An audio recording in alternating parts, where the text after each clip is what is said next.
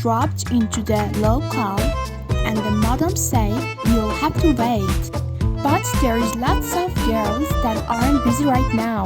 "Yes, but several of the rooms are closed for repairs." "Listen, I'm pretty desperate. I don't need a room," the man says.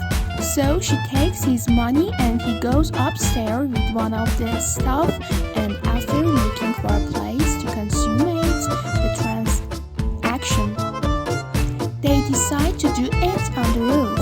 But it's a very cold night and they freeze to death and fall to the sidewalk. A passing drunk looks them over, staggers to the door and knocks. "Go away," say the madam. "We don't allow drunks in here." "I don't want to say the drunk. I just wanted to tell you that your sign fell down."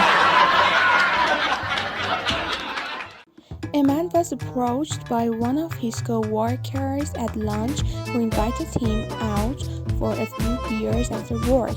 The man said that his wife would never go for it, that she didn't let him to go drinking with the guys after work. The co-worker suggests a way to overcome that problem. This was the suggestion: when you get home tonight, sneak into the house, slide down under the sheets, gently pull down your wife's and give her oral. Women love it, and believe me, she'll never mention that you went out late with the boys.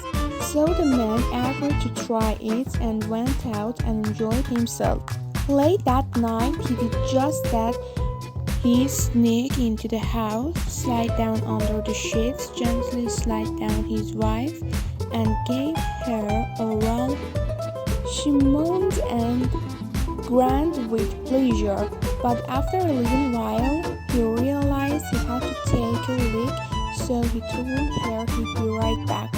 He got out of bed and walked down the hall to the bathroom.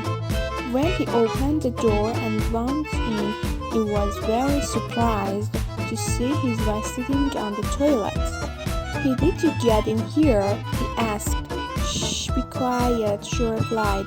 "You'll wake my mother." A young man had been dating his girlfriend for over a year, and because of that they decided to get married. His parents, family, and friends helped him in every way.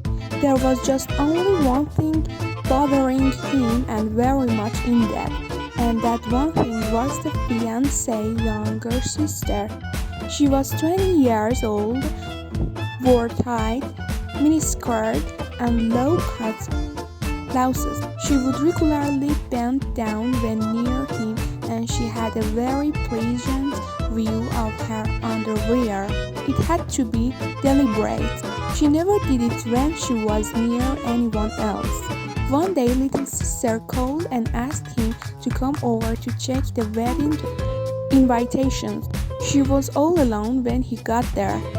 She whispered to him that soon he was to be married, but she had feelings and desires for him that she couldn't overcome and didn't really want to overcome. He told him that she wanted to make love to him just once before he got married and committed his life to her sister. The man was in total shock and he couldn't say a word.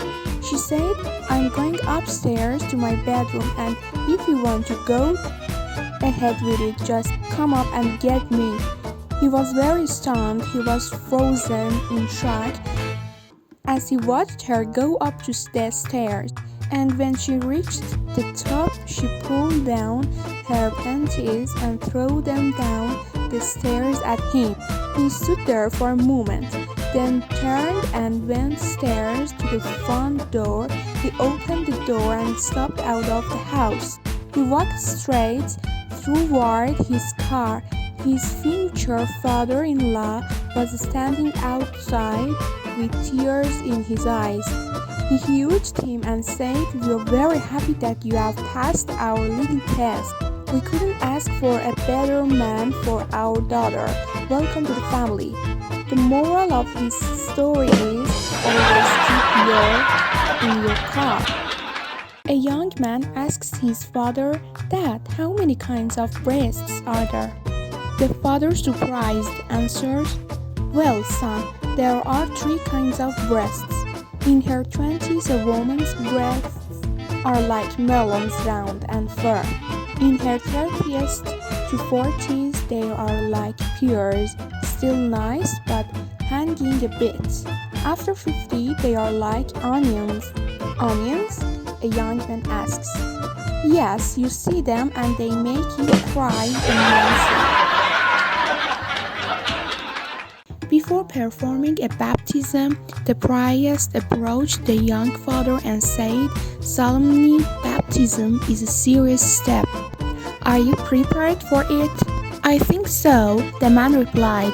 "My wife has made appetizers and we have a caterer coming to provide plenty of cookies and cakes for all of our guests."